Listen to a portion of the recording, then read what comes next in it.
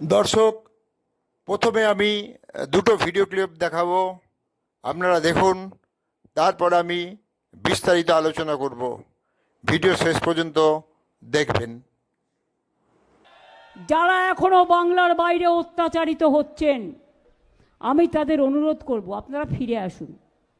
যদি আপনারা আসতে চান, পুলিশের হেল্পলাইন নাম্বার দেয়া আছে, বলুন কবে আসবেন, আমরা আপনাদের ট্রেনে করে নিয়ে আসব। কোভিডের সময় নিয়ে এসেছিলাম, আপনাদের নিয়ে আসব। আমরা একখানা রুটি খেলে আপনাদের আধখানা রুটি দেব, আপনাদের জন্য স্কিম করব, আপনাদের কাজে আমি লাগাবো, আপনাদের স্বাস্থ্যসাথীর কার্ড দেব, আপনাদের বিনা পয়সায় রেশন কার্ড দেব, আপনাদের বাঁচার সুযোগ করে দেব, আপনাদের ছেলে মেয়েদের স্কুলে ভর্তি করে দেব। আমরা আজকেই মিটিং করে স্কিম তৈরি করে নিয়েছি। মনে রাখবেন, আমি চলি যখন, আমি হাঁটিও খুব, আমার মাথাও হাঁটে। অন্য কেউ ভাববার আগে আমরা এটা ভেবে নিই। চলে আসুন, কোনো দরকার নেই মুম্বাইতে থাকা, আপনাদের গুজরাটে থাকার কি দরকার? চলে আসুন বাংলায়, ওরা যখন চায় না। ইউপিতে থাকার কি দরকার? চলে আসুন, ওরা যখন চায় না। রাজস্থানে থাকার কি দরকার? চলে আসুন যখন ওরা চায় না। নাইবা দিতে পারলাম বিরিয়ানি, নাইবা দিতে পারলাম পিঠে পায়েস, আমরা একখানা রুটি খেলে আমরা আধখানা রুটি আপনাদের দেব। নমস্কার মাননীয়া শুভনন্দন, প্রণাম নেবেন। কালকে রাত্রেবেলা আপনার বক্তব্যটা শুনলাম, আপনি নাকি পরিযায়ী শ্রমিকদের বাংলায় ডাকছেন। তো আমি বর্তমানে রাজস্থানের রাজধানী জয়পুর থেকে বলছি, একদম ঠিক বিধানসভার সামনে থেকে, ঠিক আছে? তো বলছিলাম, সঠিক সময়ে যদি আপনি আমাদের বাংলায় কাজ দিতে পারতেন, তাহলে আজকে আমাদের এত দূরে ভিন রাজ্যে আসতে লাগতো না, ঠিক আছে? আর দ্বিতীয়ত কথা, এখানে কোনো বাঙালির উপরে অত্যাচার হচ্ছে না। আমি একদম প্রকাশ্য দিবালোকে, এখন বাজে সন্ধ্যা 7টা, প্রকাশ্য দিবালোকে এইখানে বাংলায় কথা বলছি, কোনো ধরনের কোনো প্রবলেম নেই, ঠিক আছে? রাত্রি এইখানে মোটামুটি 9 থেকে 10 লাখ বাঙালি থাকে। আমি একজন রাজবংশী ছেলে, ঠিক আছে?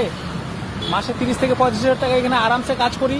আপনার কাছে একটা প্রশ্ন থাকলো, বাড়িতে যে আমাদের ডাকছেন মানে বাংলায়, ওখানে গেলে আমাদের কয় টাকার কাজ দিবেন, এটা একটু জানাবেন মাননীয়া, ঠিক আছে?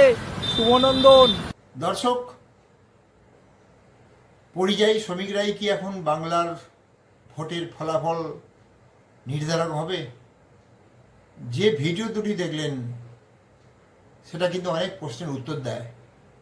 এবার সেইগুলি আমি পয়েন্ট ওয়াইজ আলোচনা করব।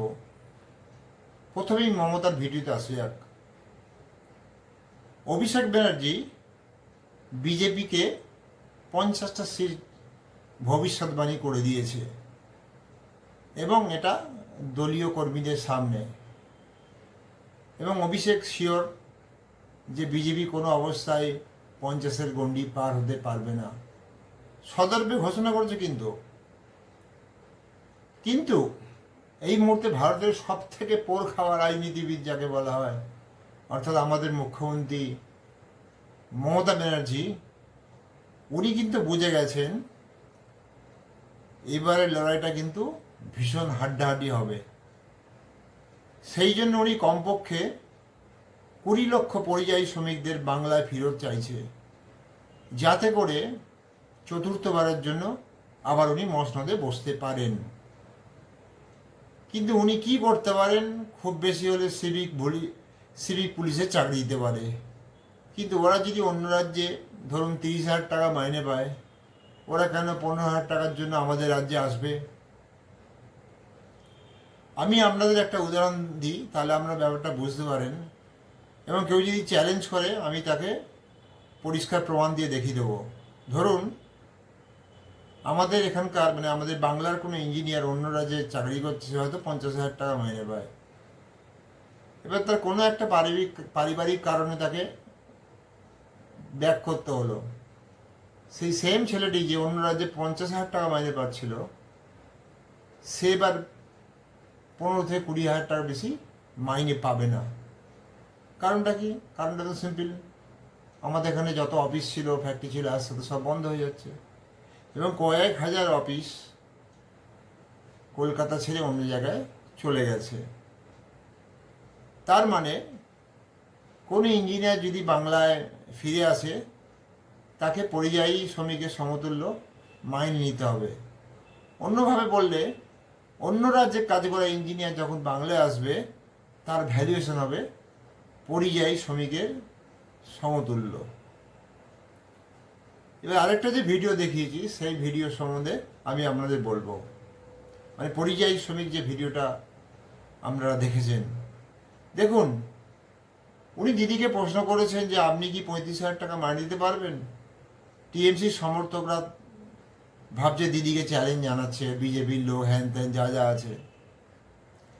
ছেলেটি সোশ্যাল মিডিয়ার থ্রু দিয়ে দিদিকে যে প্রশ্ন করেছে, সেটা কিন্তু একদমই ভ্যালিড।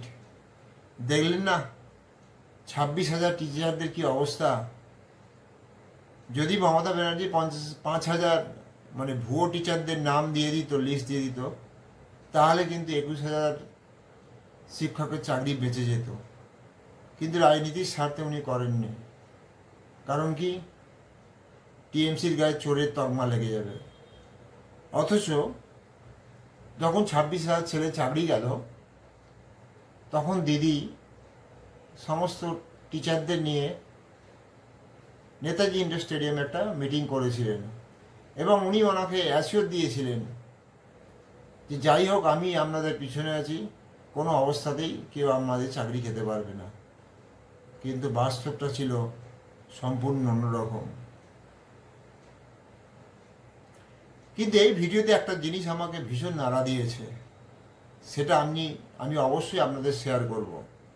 দেখুন, ওই পরিযায়ী শ্রমিকটি যখন ভিডিওর বাইট দিচ্ছিল কোনো একটা সাংবাদিককে, খুব ভালো করে লক্ষ্য করে থাকবেন, ছেলেটি মাথা হেলমেট পরেছিল এবং মুখে মাস্ক পরেছিল।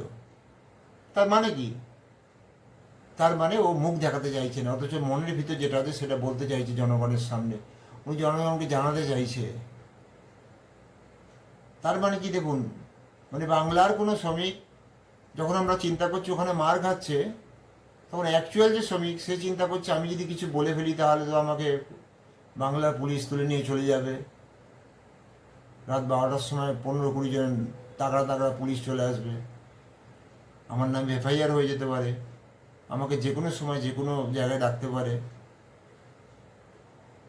প্রথমেই বলি, মমতা ব্যানার্জিকে যে আপনি বাংলায় প্রথমে ফ্রিডম অফ স্পিচ ফিরিয়ে আনুন, তারপর পরিযায়ী শ্রমিকদের ফিরিয়ে আনবেন।